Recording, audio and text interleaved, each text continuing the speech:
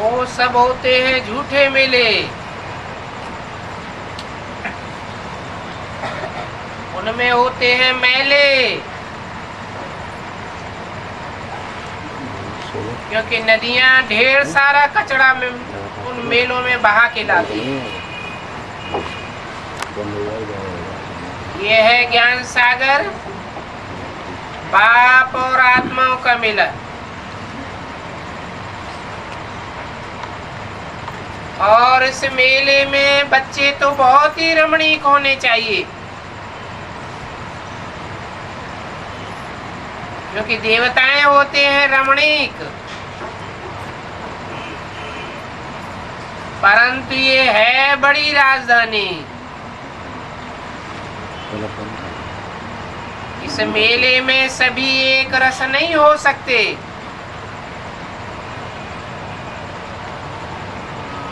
फिर भी कैसे कैसे रमणीक हैं जरूर। और रमणीक कौन है? जिनको खुशी है और उनमें दैवी गुण है। ये राधे कृष्ण रमणीक है ना, उनमें कितनी कशिश है। देवताओं में कशिश होती है। क्यों कशिश होती है? क्योंकि उनकी आत्मा और शरीर दोनों पवित्र हैं, इसलिए कशिश करते हैं चरणों में गिरने की।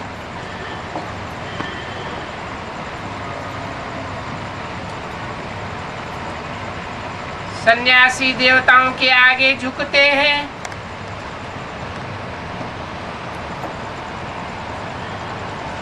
परंतु कोई कोई घमंडी भी होते हैं। जैसे शंकराचार्य है, घमंडी है परंतु झुकता है।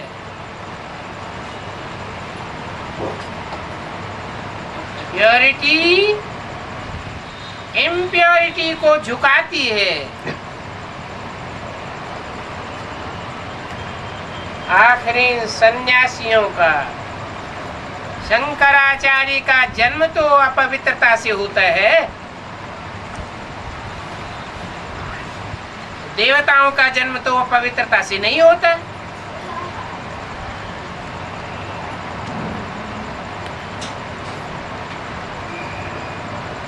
शंकराचार्य भी शिव के आगे और देवताओं के आगे, उनके चित्रों के आगे झुकते हैं।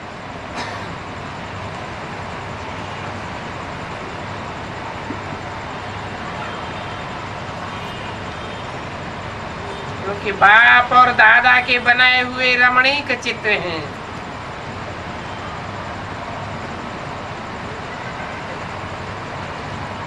जिनमें पवित्रता की कशिश अभी तक चल रही है।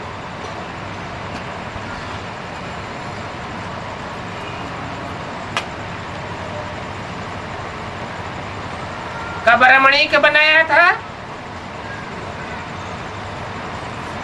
संगम युग में रमणीक बनाया था आत्मा को,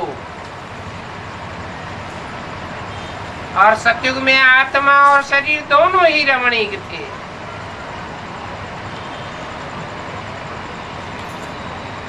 अभी जितनी कशिश इन देवताओं में है, उतनी तुम्हारे में भी होनी चाहिए। परंतु तुम्हारी आत्मा भी है पुरुषार्थी, और शरीर तो अपवित्र ही है।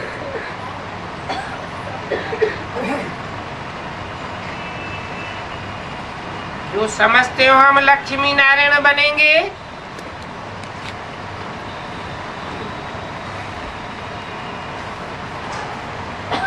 तो उनको बुद्धि में आना चाहिए कि हमारी ये कशिश अविनाशी बन जानी है। और वो कशिश यहाँ ही होगी।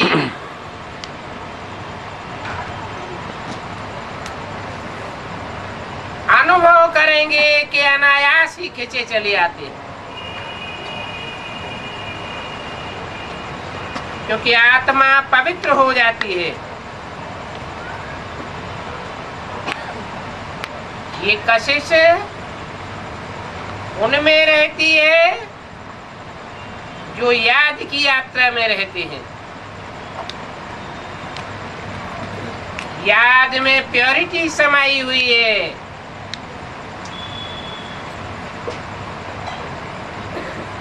आखिरी में है किसकी याद? एक ऊंचे ते ऊंचे बर प्योर बाप की याद।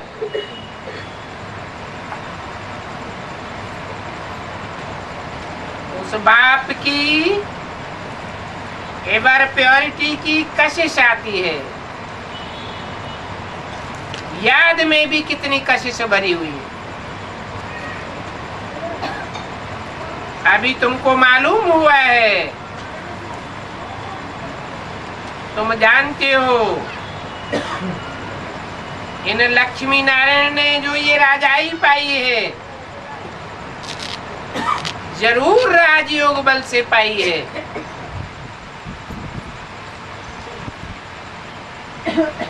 तुम यहाँ आए हो राजयोग बल से ऊंच पद पाने के लिए।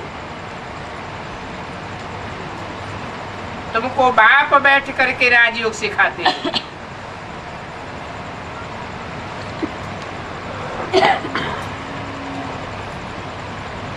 ये बाप भी है, टीचर भी है, और साथ ले जाने वाला सदगुरु भी है। तीनों इकट्ठा है। इसलिए बच्चों को सदैव हर्षित मुख रहना चाहिए।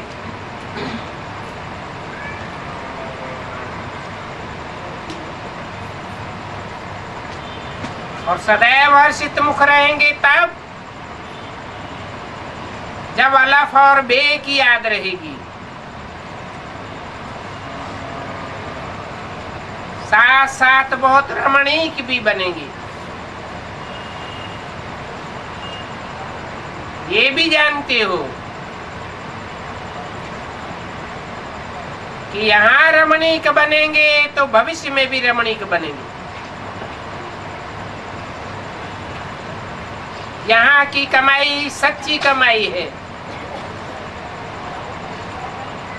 और सच्चा बाबा सच्ची कमाई करा रहे हैं। ये सच्ची कमाई तुम्हारे साथ चलने वाली है।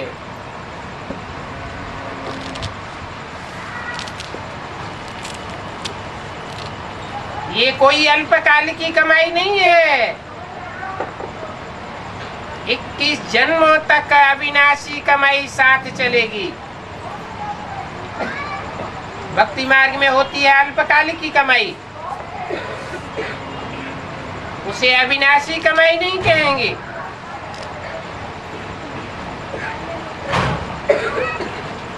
फिर भी बच्चों को इस पढ़ाई में बहुत खबरदार रहना चाहिए,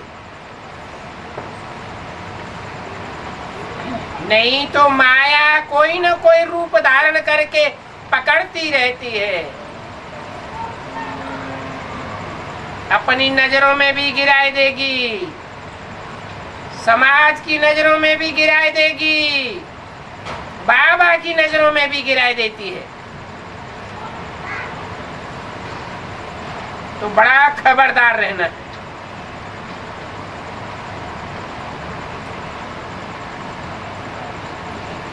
भले कोई बच्चा साधारण रूप में हो तो भी बहुत अलर्ट रहे। यहाँ तो पढ़ाने वाला, पढ़ने वाले सभी साधारण हैं।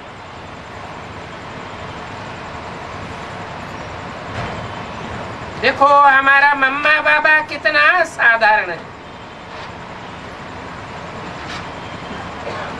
तो हम भी साधारण ही रहेंगे।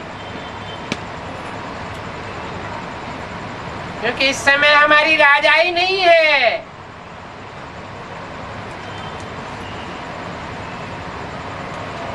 हमारा क्या है?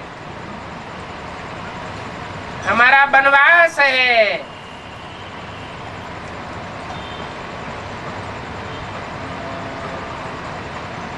ये वनवास का भी रिवाज चला आता है ना। बहुत मैला कपड़ा पहनते हैं।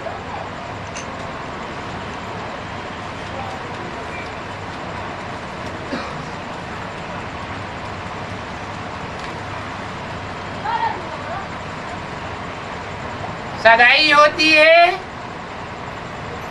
उससे पहले साधारण कपड़े पहनाए जाते हैं।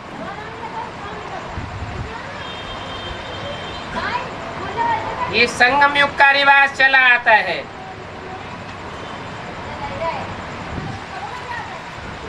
तेल आदि लगाते हैं और ब्राह्मणों द्वारा सगाई होती है।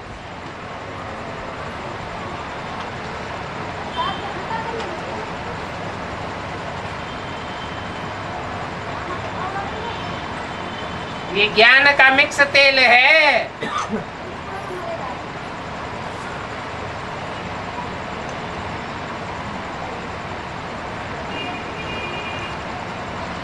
यहाँ भी ऐसे हैं। एक बाप से नहीं सुनेंगे। मन मत और मनुष्य मत के आधार पर ज्ञान को मिक्स करते रहते हैं।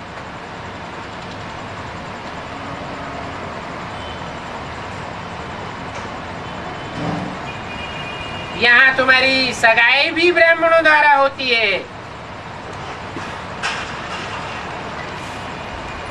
अभी तुमको जाना है ससुर घर विष्णु घर में।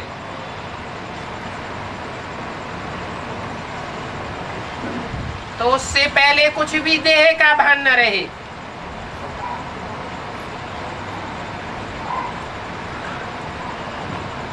किसकी हल्की साड़ी दूसरे की अच्छी देखते हैं तो ख्याल होगा ये तो इनकी बहुत अच्छी साड़ी है, हम भी क्यों ना ऐसी पहने। अरे ये तो तुम्हारा वनवास नहीं हुआ।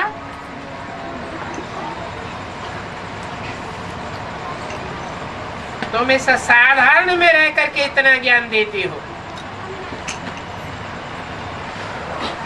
बल कपड़ा साफ करते हो, बर्तन साफ करते हो, कोई को भी बाप का परिचय भी देते हो, तो उस समय तुम्हारा कितना नशा चढ़ जाता है। मनुष्य बंडर खावेंगे। अरे ये कपड़े साफ करने वाली में, बर्तन मांजने वाली में कितना ज्ञान भरा हुआ है।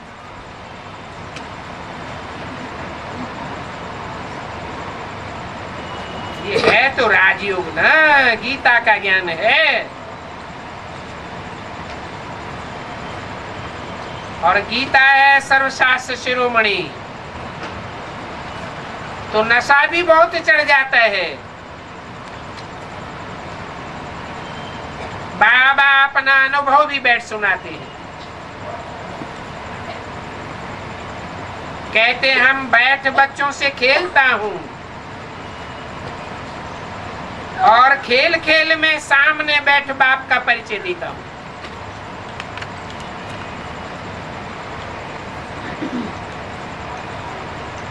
जिनको परिचय देता हूँ, याद की ताकत होने के कारण वो भी खड़ा हो जाएगा। तो बंडर खावेंगे, इतना साधारण, और इनमें इतना ज्ञान का बल है, इतना बल है जो हम उनके सामने एक शब्द भी नहीं बोल सकते। तो देखो हमारा योग बल ऐसा है। ज्ञान का भी बल होता है। वह चुप होकर के खड़ा रह जाएगा। उनके मुख से कुछ भी निकलेगा नहीं। तो ऐसा तुम बच्चों में नशा होना चाहिए।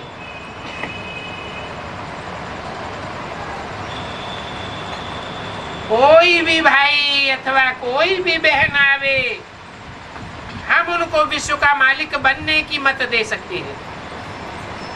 इतना नशा होना चाहिए। सदैव अपने लक्ष्य में खड़ा रहना चाहिए, क्योंकि जैसा लक्ष्य रहता है वैसे लक्षण जरूर दिखाई पड़ते हैं। वाचा में भी देखने में आवेंगे, कर्मण में भी वही लक्षण देखने में आवेंगे। तो बाबा सदैव कहते हैं कि तुम्हारे में ज्ञान तो है, परंतु वो जौर नहीं है याद का। याद की यात्रा से ही तुम प्योर बनते हो और तुमको ताकत मिल जाती है। ये भारत का प्राचीन राजयोग है, बहुत पुराना है, ओल्ड इज गोल्ड। इससे बच्चों को बहुत शक्ति मिलती है बाबा से। तो उस याद पर बहुत ध्यान देना चाहिए।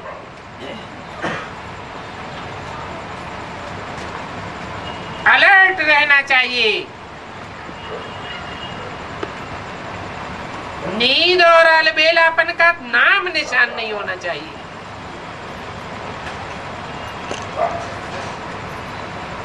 नशा रहना चाहिए। हम बाबा की संतान हैं, परंतु बाबा जितना हम पवित्र नहीं है।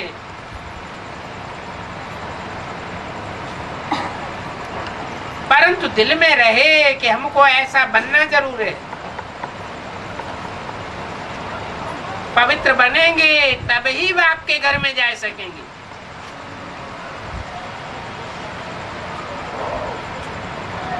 एम ऑब्जेक्ट हमारे सामने है।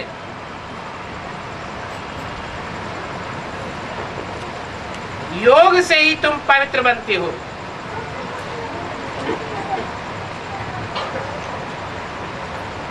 तो सारा दिन ये अनन्य ख्यालात आते रहना चाहिए।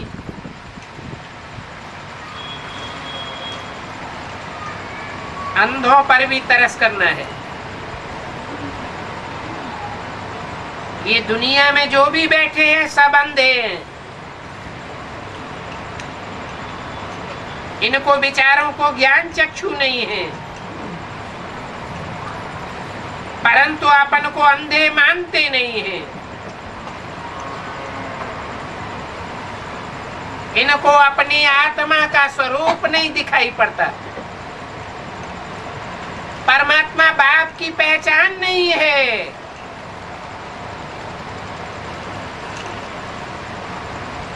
तुम भी कहते हो हम भी बिल्कुल अंधे थे।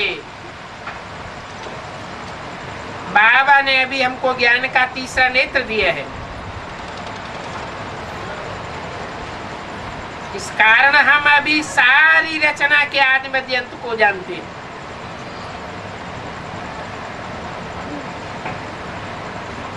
इसलिए हम कोई भी देवताओं या साधु संत महात्माओं के सामने झुकने वाले नहीं हैं,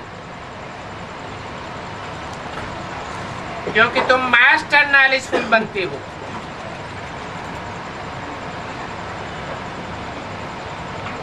तुम उन सन्यासियों से भी जास्ती नॉलेजफुल बन रहे हो, नंबरवार पुरुषार्थ अनुसार।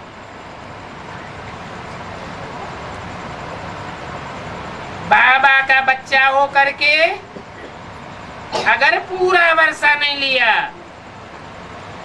तो बच्चा बन करके किया ही क्या। दिल में ये बात आना चाहिए। रात को अपना पोता मेल देखना है। बाबा व्यापारी भी है। व्यापारी की बुद्धि में पोता मिल रहता है ना। तुम भी व्यापारी के बच्चे व्यापारी हो। 23 मई 1968 की वाणी का दूसरा पेज। जो गवर्नमेंट सर्वेंट होते हैं वो इतना नहीं समझते हैं कि पोता मेला आदि रखने से क्या फायदा होता है।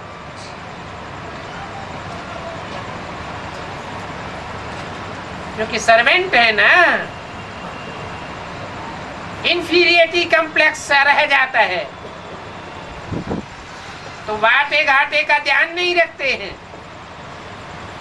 बाप तो तुम्हें राजाओं का राजा बनाने के लिए आए हैं।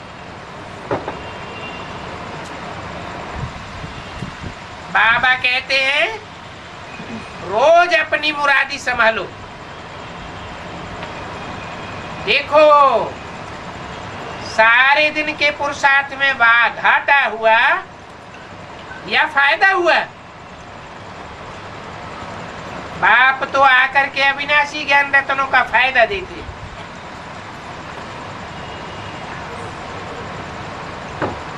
वो अपनी मनसा में देखना है कि सारे दिन ज्ञान रत्नों का मनन चिंतन मंथन और दान किया कि नहीं। वाचा में भी ये बात देखनी है और कर्मेंद्रियों में प्रैक्टिकल जीवन में आज वो ज्ञान समाया हुआ रहा या नहीं रहा। कहीं धारणा में फेल तो नहीं हो गई। ये भी तुम जानते हो कि हैं तो नंबरवार पुरुषार्थ अनुसार। जो अच्छी रीति धारण करते हैं वो दान करते हैं। खुद ही धारणा नहीं होती तो दूसरों को दान कैसे करेंगे।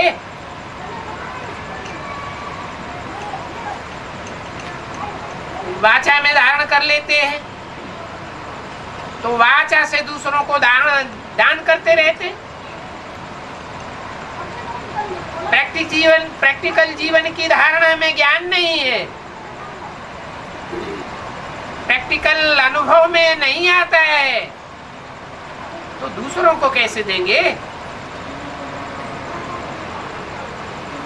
ये अविनाशी ज्ञान रत्नों का दान है।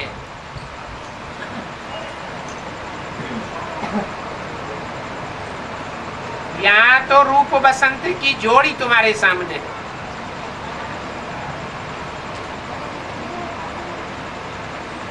आत्मा में ज्ञान है ना। रूप बसंत के बच्चे भी तुम रूप बसंत बनते हो।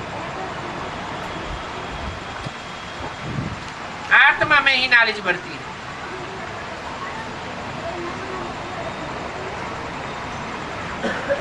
आत्मा को जाना जाता है, परमात्मा को भी जाना जाता है।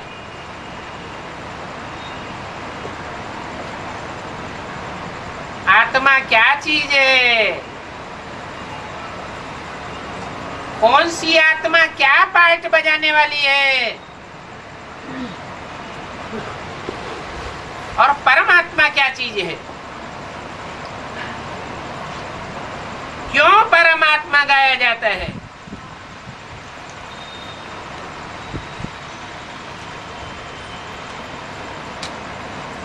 क्या चीज है आत्मा, क्या चीज है परमात्मा।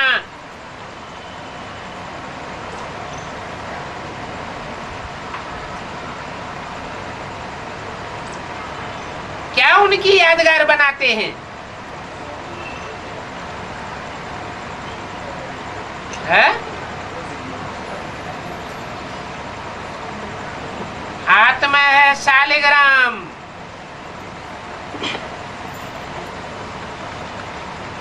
जैसे परमात्मा लिंग रूप है, परंतु वो बड़ा दिखाते हैं, महिमा दिखाने के लिए।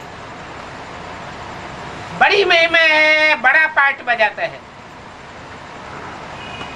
शालिग्राम छोटे छोटे हैं, छोटा छोटा पार्ट बजाते। महिमा नंबरवार है।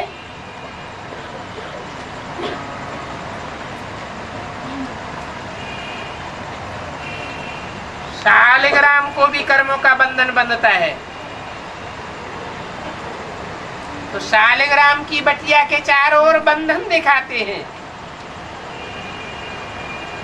लिंग को बड़ा बनाते हैं, क्योंकि मर्तबा ऊंचे ऊंचे है।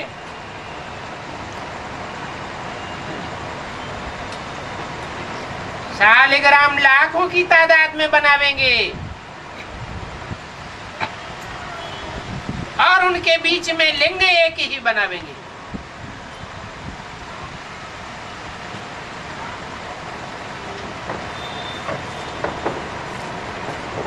अमरनाथ में बाबा गया था, देखा था कैसे बर्फ का बना हुआ है।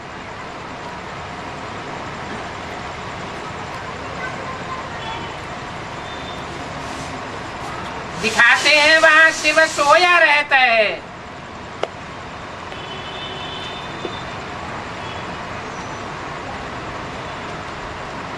परंतु लिंग बनाया है बर्फ का।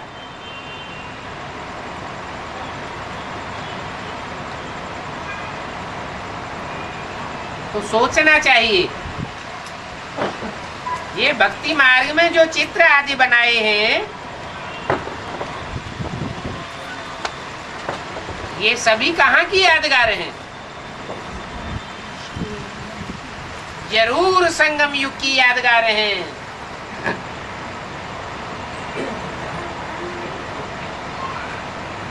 अमरनाथ में सभी भक्त पहुंचते हैं, या जो ज्यादा पुरुषार्थी होते हैं वो ही पहुंचते हैं।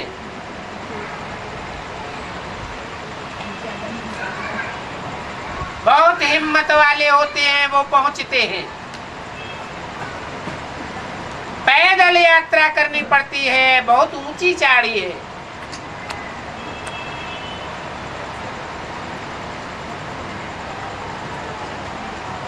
और वो लिंग कहाँ सोया हुआ है वो भी दिखाते हैं, गुफा में।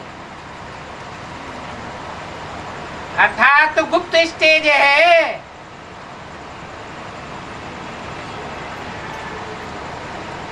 पांडवों को जैसे गुप्त दिखाते हैं। बाप भी तुम बच्चों को कहते हैं तुम्हारा दान, तुम्हारा मान, तुम्हारा पुरुषार्थ सब गुप्त है। तुम पांडव हो ही गुप्त है, तो तुम्हारा बाप तो कितना गुप्त होगा।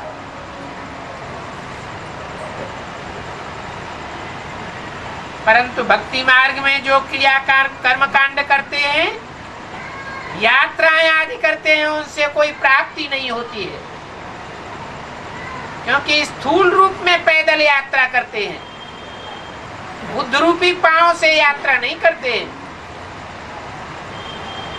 बुद्ध रूपी पांव की चाड़ी नहीं चढ़ते हैं। इसलिए जो प्राप्ति होनी चाहिए वो नहीं होती है।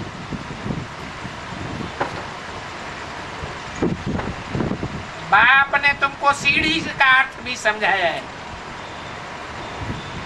कैसे तुम 84 जन्मों की सीढ़ी चढ़ते हो।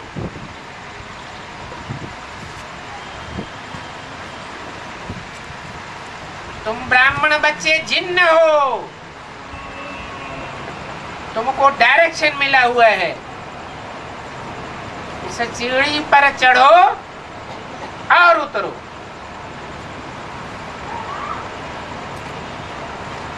तुम पहले नंबर के जिन्न हो।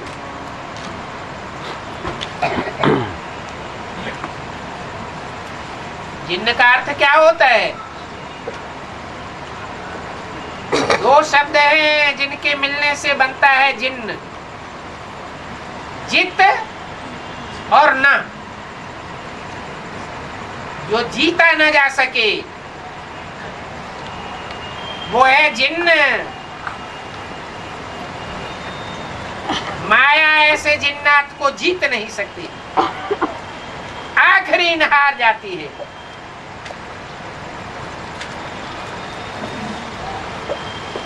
कहानी भी है जिन्न की।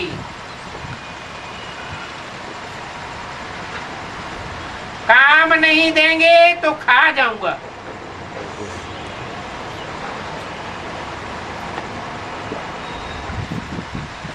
तो उनको काम दिया, कहा कि सीढ़ी चढ़ो और उतरो। तो ये तुम्हारे पुरुषार्थ की सीढ़ी है। तुम 1 सेकंड में ऊंची स्टेज में चढ़ जाते हो, फिर भी तुमको माया घड़ी घड़ी नीचे उतार देती है।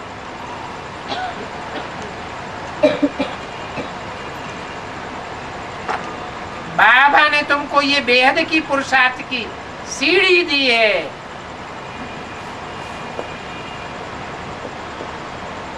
63 जन्मों का हिसाब किताब शूटिंग पीरियड में तुम्हारे सामने आ जाता है। अच्छे कर्मों की रील उदय होती है तो तुम्हारा पुरुषार्थ ऊपर चढ़ जाता है।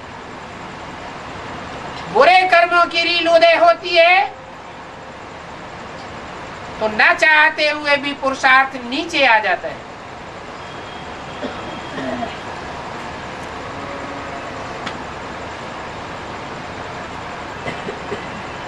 तो यहाँ चढ़ते भी बहुत हैं और उतरते भी बहुत हैं। तुम बच्चे तो फुल सीढ़ी चढ़ते हो और उतरते हो। तुम्हारी बुद्धि में 84 के चक्र का पूरा ज्ञान बैठ गया है। ये सीढ़ी का ज्ञान पाने से तुम कितना उच्च पद पाते हो।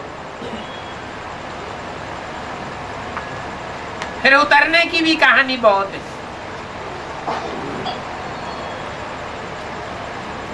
परंतु यहाँ वो कोई बात नहीं है। मैं तो चढ़ाने के लिए तुम्हारा बाप बैठा हूं। तुम मुझे कहते भी हो पतित पावन। पतित माना ही उतरा हुआ, पावन माने पवित्र। चाढ़ी चढ़ जाते हो तो पवित्र बन जाते हो। इसलिए मुझे सर्वशक्तिवान कहते हैं। ऑलमाइटी अथॉरिटी हूं और अथॉरिटी भी मुझ में है। मैं सभी वेदों शास्त्रों आदि का राज जानता हूं। इतनी छोटी सी बिंदी में इतने ढेर सारे शास्त्र, वेदों, उपनिषदों आदि का ज्ञान कैसे भरा हुआ है, कैसे पार्ट बजाती है। खेल देखो कैसा वंडरफुल। इस वंडरफुल खेल को भी तुम जानते हो।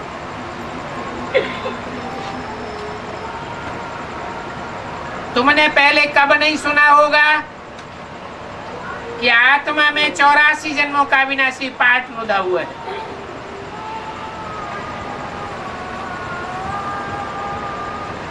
ये 84 का रिकॉर्ड अविनाशी है। इसको रिकॉर्ड के अलावा और कुछ नहीं कह सकती।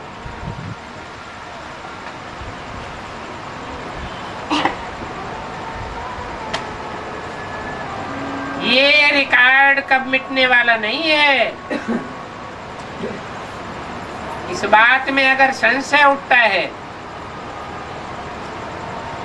तो झट पूछना चाहिए।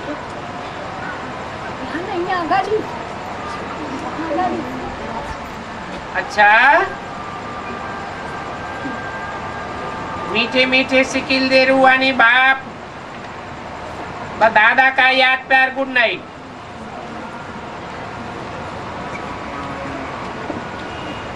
फिर बोलना शुरू किया।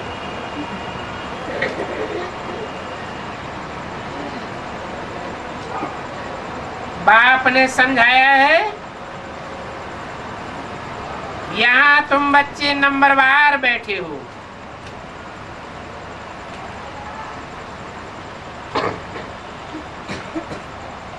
जो बच्चे पढ़ते होंगे वो योगी बनते जाएंगे,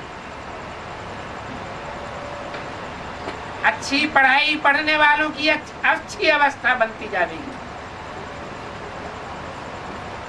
तुम फील करेंगे हमारे पाप भस्म हो रहे हैं।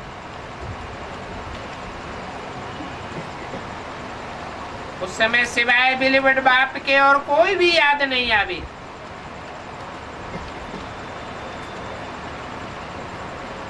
तो जरूर तुमको स्कॉलरशिप मिलेगी।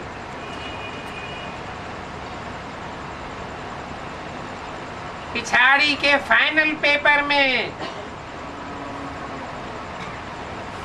और कुछ भी याद ना आवे, एकदम में ऐसी बुद्धि क्लियर बन जावे।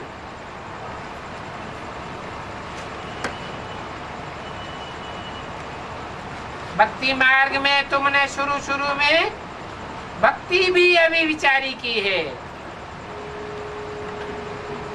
तो ज्ञान भी तुम्हारा अभी विचारी होना चाहिए। अनेकों से सुना तो बेविचारी ज्ञान हो जाएगा। ज्ञान अब विचारी उठावेंगे तो याद भी जरूर अभी विचारी आवेगी। एक शिव बाबा दूसरा न कोई। पहले पहले तुम एक की ही पूजा करते थे,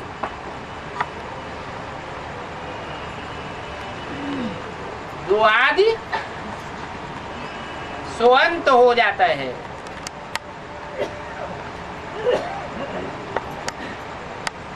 पहले पहले तुम्हारी बुद्धि में एक ही शिवलिंग था,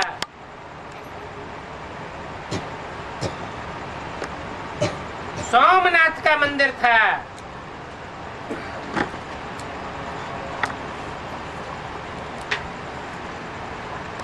तो एक ही भक्ति करते थे,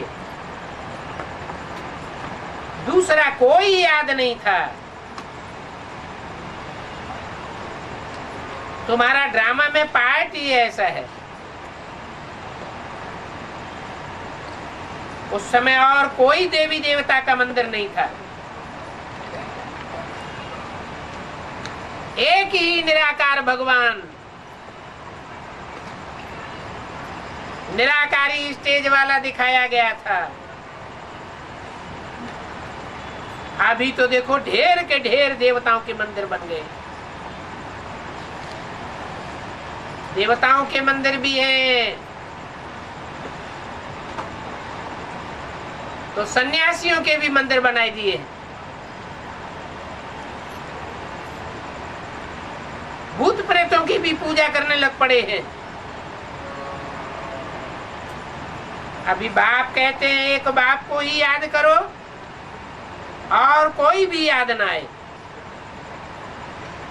नहीं तो तुम्हारी याद बेविचारी हो जाएगी।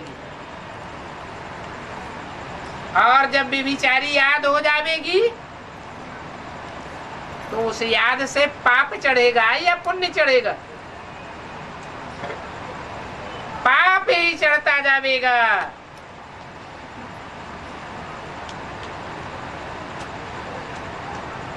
भक्ति मार्ग में तो याद होती ही नहीं।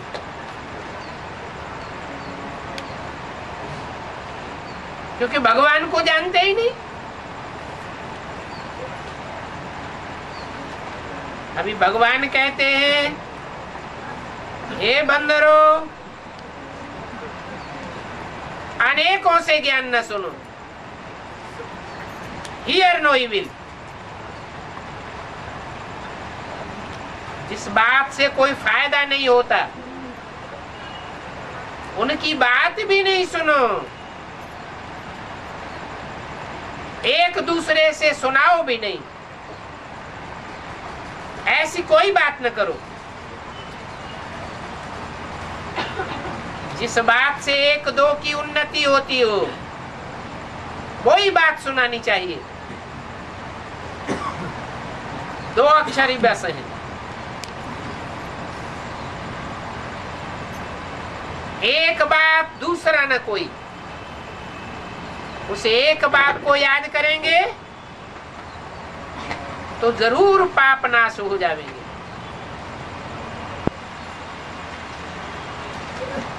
परंतु जिन बच्चों को झरमुई झरमुई की टेव पड़ जाती है, सारा दिन झरमुई झरमुई का ही अभ्यास करते रहते हैं, कितना भी समझाओ समझते ही नहीं है। उनका धंधा ही ये है, फालतू बातों की बक बक करते रहेंगे, वाहियात बातें सुनाना और सुनना। अभी बाप कहते हैं मैं सत्य बाप आया हुआ हूं, सत्य ही सुनाता हूं, सत्य ही सुनो और सत्य ही सुनाओ। असत्य का संग भी न करो। जो अच्छी अच्छी ज्ञान की बातें हैं वो ही सुनाओ और सुनो। बाहर की दुनिया में तो संसारी बातें ही सुनाती रहती। वो संसारी बातें न सुनो और न सुनाओ। उन बातों को सुनते रहेंगे तो नुकसान कर देंगे। उन अखबारी बातों से भी मुंह मोड़ लेना चाहिए। बहुत झूठ सुनाते हैं।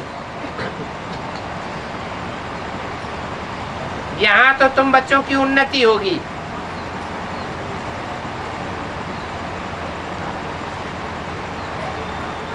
यहाँ समझो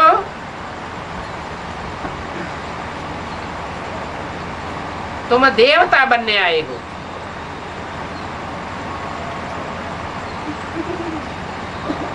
भक्ति मार्ग में भी मनुष्य अपने धंधे में रहते हैं तो अपने इष्ट देव को याद करते हैं ना।